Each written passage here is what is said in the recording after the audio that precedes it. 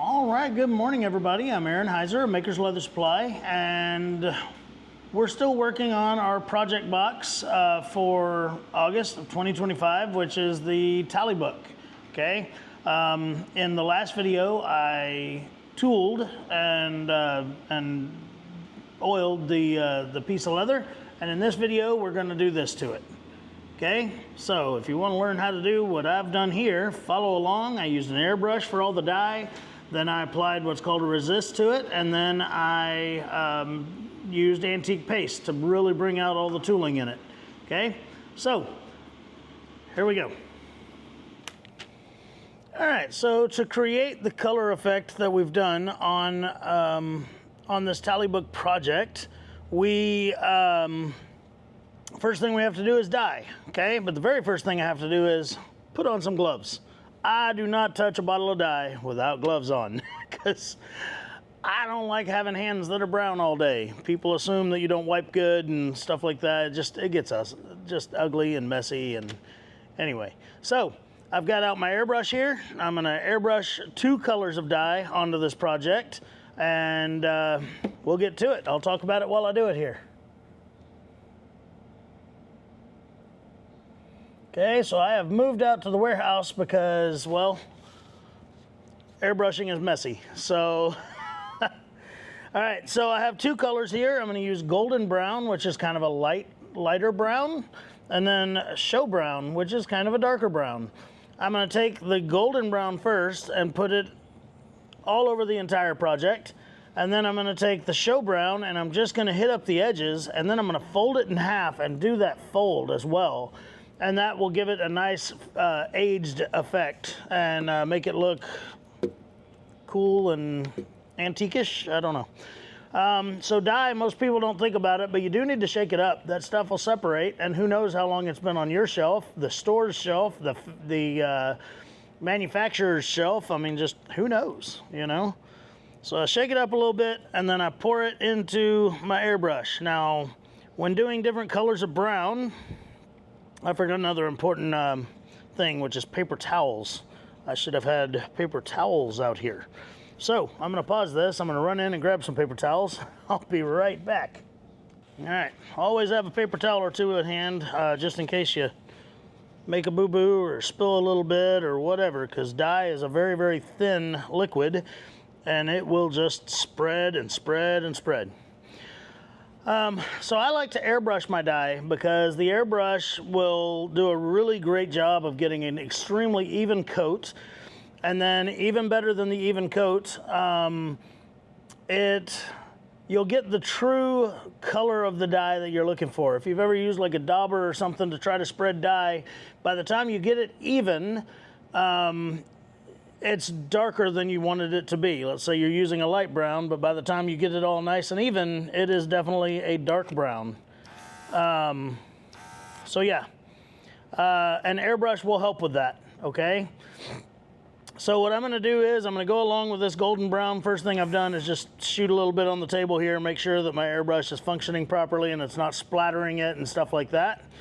Okay, now I'm just gonna go along and I'm just gonna airbrush this thing.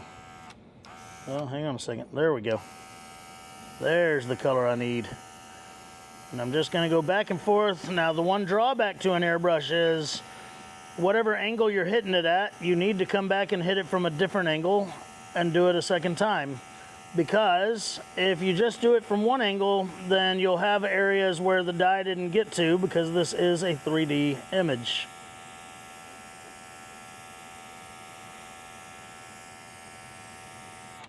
Okay, so now I'm going to spin it around and I'm going to hit it from the other side, because there are areas up under the tooling on this side that didn't get that first coat.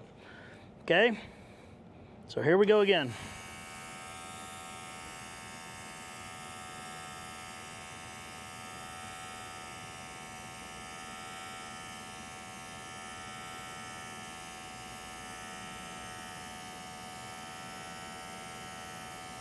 There we go.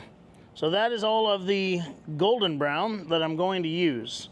So what I'm going to do now, though, is I'm going to take and pour the remaining golden brown back into my bottle. Okay, and I'll move this thing so I can do this on the camera without, but anyway, since it's the lighter color, I can go ahead and pour it back in my bottle.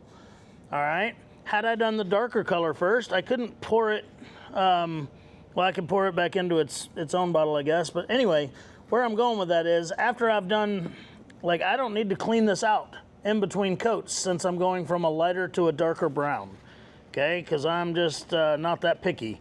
If you need to make sure that all your colors are 100% true and accurate and all that, then maybe you might want to clean it out in between, but not me. So now I'm going to pour my dark brown in here, okay? And when I'm done with this dark brown, I'm going to pour it back in its bottle too, even though it has a little bit of the lighter brown mixed in there too, okay? So this is the show brown color, which is a little bit darker than the original one I used. I don't want a huge contrast, but I do want some. Now, here's where it gets not tricky, not even hard, but it's just different. So now I'm going to use this, and I'm just going to go around the edges, and I'm going to give it like, it'll be like a fading effect where it'll go from this lighter brown to a darker brown. Now, the cool thing about an airbrush too is this is already dry. I could touch it and it wouldn't get dye on my hands, okay? That's the most awesome thing about an airbrush is by the time you clean up your mess and everything, like, it's dry, it's done, you're good. All right, so now, when I'm doing my fade effect, I want to start my airbrush way over here off the side of my leather, run it across my leather, and then be done. I don't want to stop in the middle of something and go back and forth because there will be a higher concentration of dye in that area and you'll see splotches and dark spots, and you don't want that. So I'm going to start it over here, run it across and stop, and then I'm going to rotate my project 90 degrees and do it again, okay?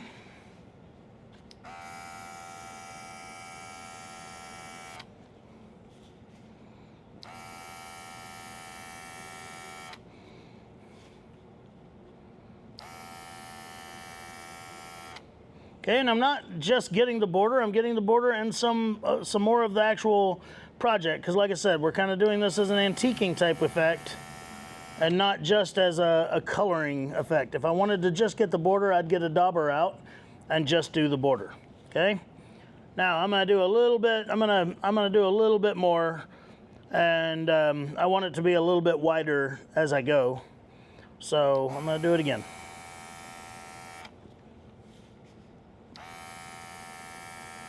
And it's gonna be subtle. Once the antique and everything else is on there, this will be a little bit more subtle. I know right now, looking at the camera screen, this is a pretty prominent change in color, but it'll be a lot more subtle, like I said, once I get the antique done. Now, this is a tally book cover, okay? The tally book is tall and it'll fold in half. So what I'm gonna do is go ahead and kind of fold this in half a little bit and then do the spine of said tally book cover the same way. Okay, now the best way for me to do that, I think, is to hold it folded like this, and maybe I'm making a huge mistake. We'll find out, but I'm just gonna hit it up.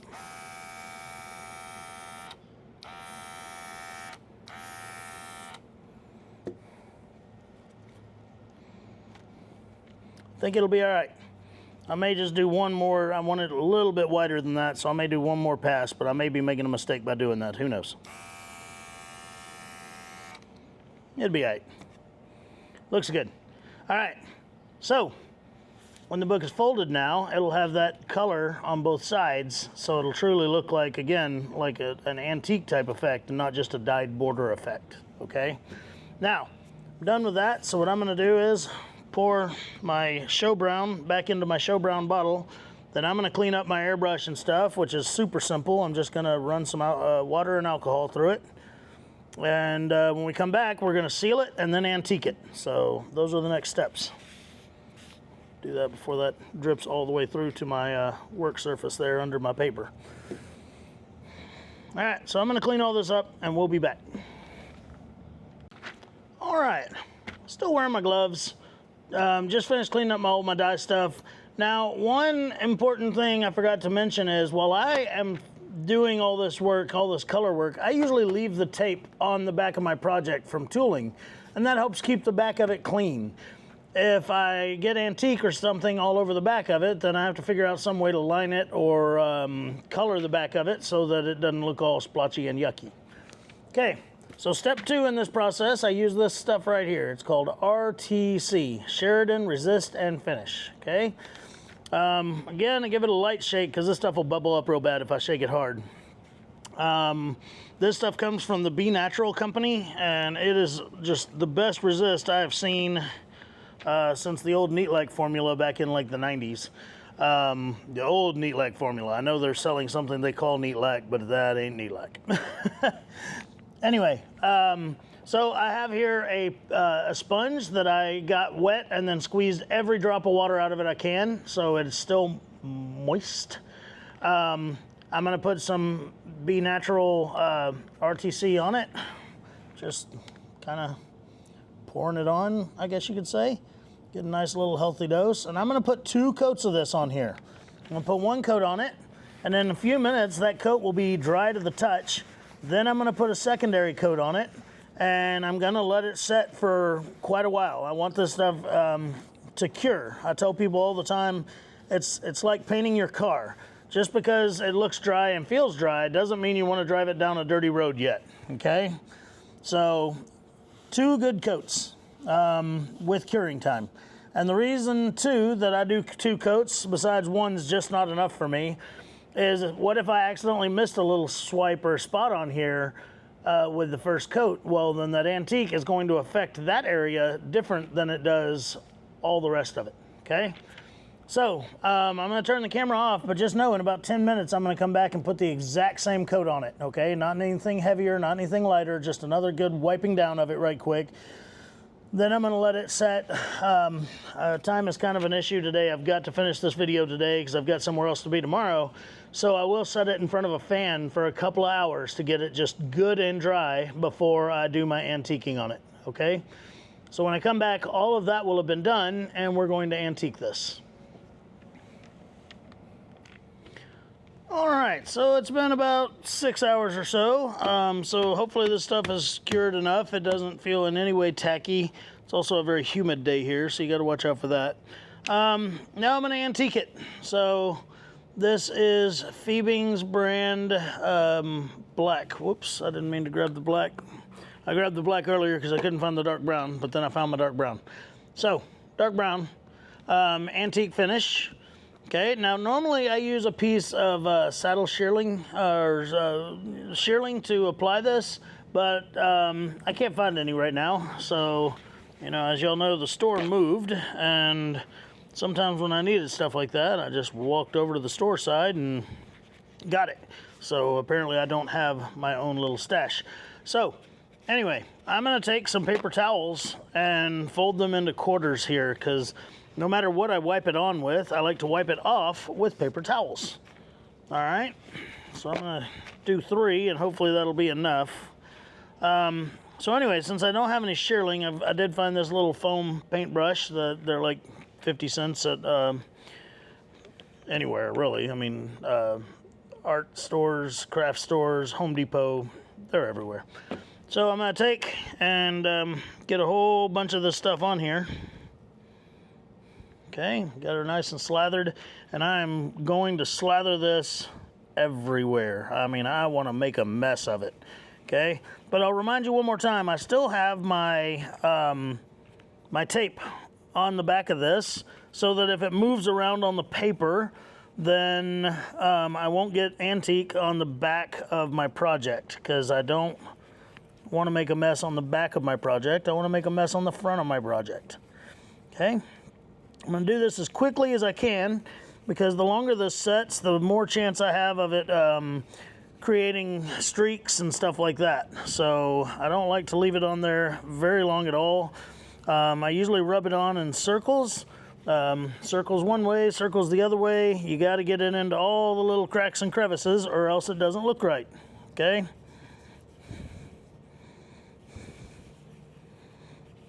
And especially with that the little seashell filler tool that we used for the tufted look, you got to make sure you get into every one of those things. Otherwise, again, it won't look right. Okay, So I think I've done a good job. I think it's everywhere it needs to be. Now it just looks like a smeared mess, which is great. Now I'm going to take my paper towels that I folded up, and I'm just going to wipe it back off. And when I do that, it's going to leave antique down in all the little cracks and crevices, but it's going to take it off of the main body of the leather. So all the smooth parts will lose the antique. All the textured parts will keep the antique, and that's exactly what we're looking for.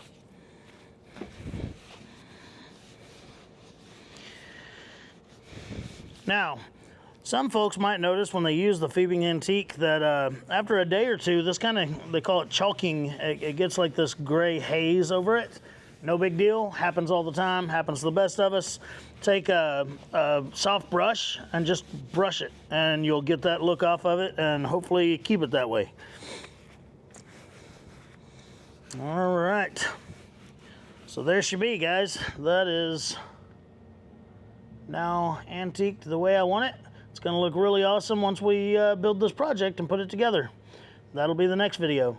So, until next time, guys, I'm Aaron Heiser of Baker's Leather Supply. I hope you enjoyed this, hope you learned something, and most importantly, I hope you have a great day. Talk to you next time.